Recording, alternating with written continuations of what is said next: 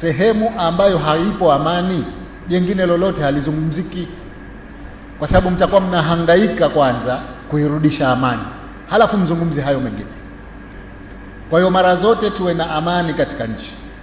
Leo tunaona kwenye vyombo vya habari yale mabomu yanayopigwa Palestina, pale kuna jambo litakuzungumzika pale?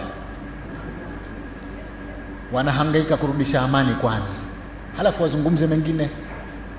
Kwa hivyo sisi tunaendelea kusisitiza umuhimu wa amani katika nchi, na bahati nzuri tunamshukuru Mwenyezi Mungu ametuwezesha katika kipindi hichi 2020 2025, nchi yetu ina amani, nchi yetu ina umoja, nchi yetu ina mshikamano, nchi yetu ina maridhiano mpaka ya kisiasa. Leo wapo waliotangulia kusema kabla yangu, Pemba hii katika mwezi wa uchaguzi, mwezi wa Oktoba, pangekuwa hivi. Kama tumesahau tujikumbushe. Wengi wetu tulikuwepo chaguzi zilizopita, hali haikuwa hivi.